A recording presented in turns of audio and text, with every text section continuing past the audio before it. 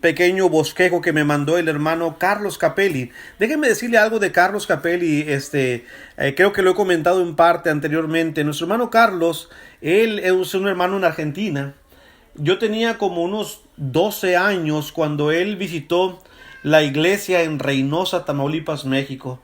Este hermano verdaderamente venía diciendo, como podemos decir nosotros, venía tumbando todo lo que se paraba enfrente. Era un hermano que trabajaba muy duro y que se oían muy buenos comentarios de él. Obviamente yo a mis 12 años, lo que me llamaba más la atención, hermano Carlos, y lo va a escuchar usted, era su acento que tenía, su acento muy argentino. Escuchemos de Jesucristo y les vengo a predicar, así decía el hermano, porque como muy argentino que es. Y ahora, hace algunos meses, me contacté con él y me dio mucho gusto poder hablar y ambos hemos compartido en otras ocasiones varias experiencias. Nuestro hermano, como sabemos, sufrió un atraco hace poco y gracias a Dios está bien. Que Dios lo bendiga, hermano Carlos. Gracias también por su informe. Nuestro hermano Carlos platica lo siguiente, que allá en los años 56, 1956 al 1958, fíjese bien de que estamos hablando ya de algunos 60 años, fue cuando llegó el Evangelio hasta Argentina. Si estoy bien, ya esos son como unos 10 años después de haber llegado a México y a Centroamérica.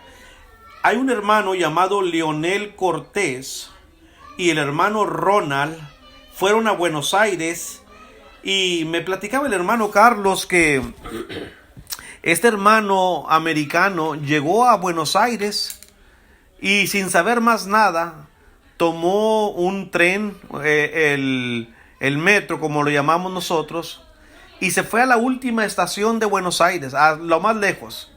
Y allá se instaló y ahí comenzó a predicar el evangelio. En el año 56 o el año 58, dice nuestro hermano, en un lugar que se llama San Martín, al oeste de Buenos Aires. Fue convertido, entre otros, el hermano Miguel Capelli y su mamá, obviamente hermano y madre de nuestro hermano Carlos. Carlos no quería escuchar nada del evangelio. ¿Por qué razón no quería el hermano Carlos? Bueno, coincidentemente me platica una anécdota algo triste. Cuando él era pequeño, su madre le había enviado, quizá estaba estudiando catecismo con un sacerdote, y él vio como el sacerdote abusó de algunos niños, ¿verdad? Entonces, obviamente al crecer él unía lo que era la palabra, el sentido espiritual, con ese tipo de comportamientos por parte de las personas. Y cuando sus hermanos llegaban a predicar el evangelio, él no tiene ningún interés de escuchar la palabra. Precisamente por lo mismo, porque nuestro hermano tenía esa mala experiencia. Ronald regresó a Estados Unidos, pero llegó el hermano Robert Timpton a trabajar con el hermano Leonel. Tenían diferencias doctrinales al principio, me cuenta el hermano Carlos. Y Carlos Capelli comenzó a estudiar junto con el grupo del hermano Timpton por 1 año y medio. Aprendió la verdad y el día 11 de noviembre de 1962 se bautizó Carlos y su mamá y 5 hermanos más. Así que gracias a nuestro Dios por la tenacidad del hermano Timpton, de su hermano Carlos, que nunca bajó, de su hermano, perdón, del hermano Carlos Capelli, su hermano Miguel, perdón, que nunca bajaron las manos ni la guardia, sino siguieron tratando de invitarle y de invitarle. Cuando yo veo esto, hermanos, viajar de Estados Unidos a la Argentina es el último país en nuestro continente.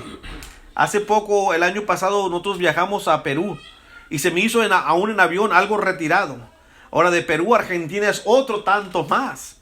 Sin embargo, leo aquí en Romanos capítulo 10, versículo 13 al 16, la escritura que dice: porque todo aquel que invocare el nombre del Señor será salvo. ¿Cómo pues invocarán a aquel en el cual no han creído?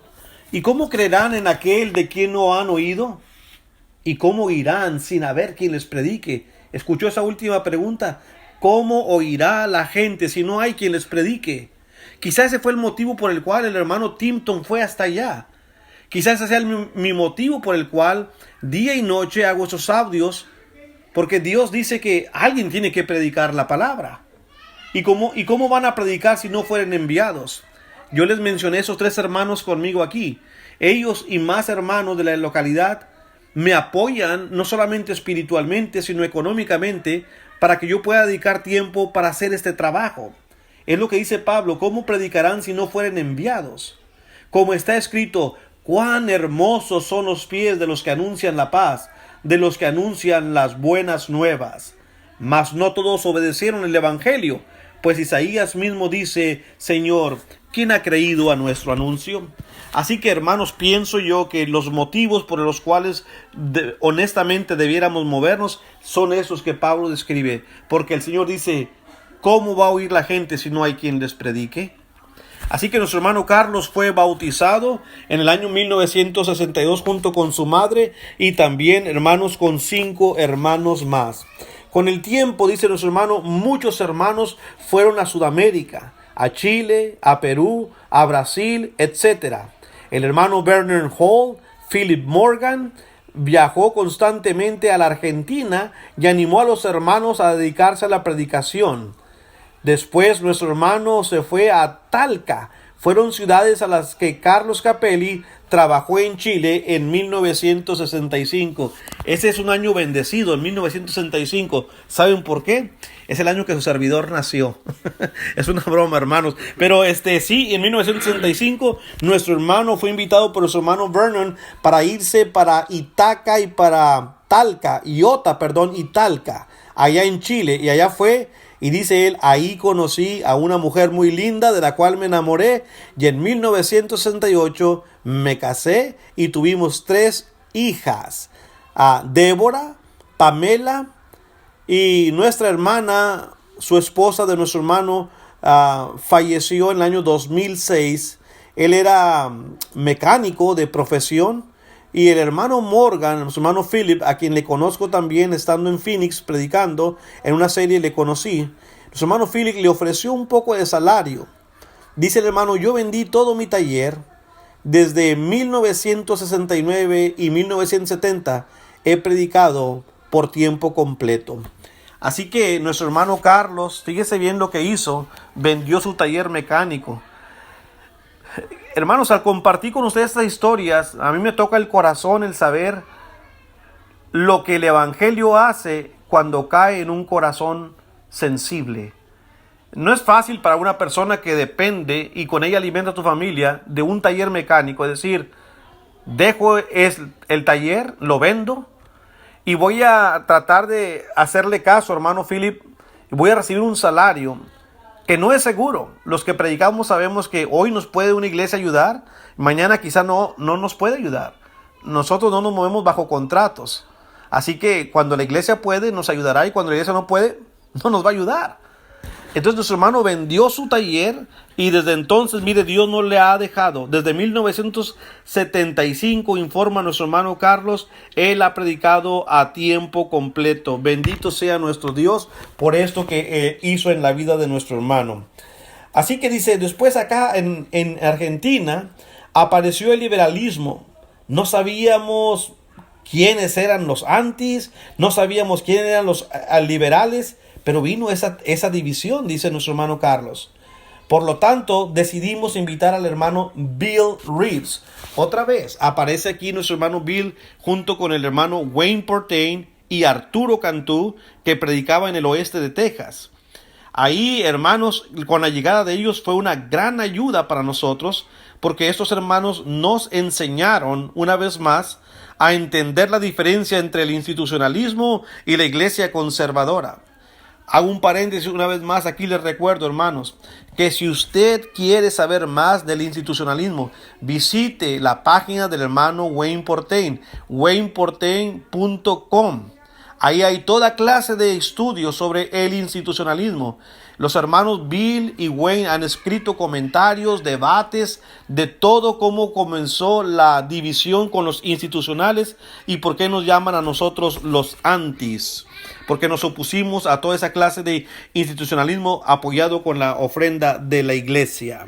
Para ir concluyendo, hermanos, dice el hermano Carlos, perdón, pero con la llegada de ellos hubo una ruptura definitiva, porque antes no había la comprensión, pero ahora ya quedamos, estas iglesias del oriente de Buenos Aires apoyan todo este tipo de institución, así que tuvieron que romper relación, comunión con ellas, porque obviamente hubo un grupo que no quiso salir del institucionalismo. Dice, entonces todo esto me confundió mucho, hermano Basilio, me dice el hermano Carlos. No lo entendía todo. Y un buen día, en 1975, yo compré un boleto, mi esposa y yo, y vinimos a Estados Unidos. Dice, yo quería darme cuenta, hermanos, explíquenme bien esto de la división. Y creo que es bueno, si uno no lo entiende, hay que preguntar, hermano, ¿por qué estamos divididos? Y él vino a Estados Unidos desde la Argentina. Acá fue ayudado por nuestro hermano Arturo Cantú, que le anduvo conduciendo en muchas congregaciones, sobre todo en Texas, desde El Paso hasta California. Dice, incluso, hermanos, fue mi oportunidad para entrar a México. Fui a Chihuahua, Guadalajara, Monterrey, a Reynosa, a Morelia y Ciudad de México. Este hermano sí que se paseó, recorrió todo el país casi de México. Regresé a casa y el hermano Wayne Portein comenzó a visitarme más, a tener más comunión conmigo y contacto con él. Después me dijo, hermano, en Colombia hay iglesias que necesitan ayuda para que usted les enseñe lo que ha aprendido. Y entonces me invitó y fui a Colombia, lo cual hice por muchos años. Hasta 2 años atrás dejé de ir a Colombia. Ayer les hablé de nuestro hermano Luis Rangel y su trabajo en el estado de Chiapas, México. Ahora de este hermano, cuánto trabajó también, hermanos, en Argentina. El valor que tuvo para hacer 2 cosas. Número 1, o 3 cosas. Vencer esa fobia que tenía a lo religioso. No fue fácil por la experiencia que tuvo. 2, ya encaminado, vender su taller. 3, querer saber, díganme, explíquenme cómo es esto de la división. Cuando uno entiende estas cosas, queridos hermanos, entonces uno puede caminar más derecho, con fundamento.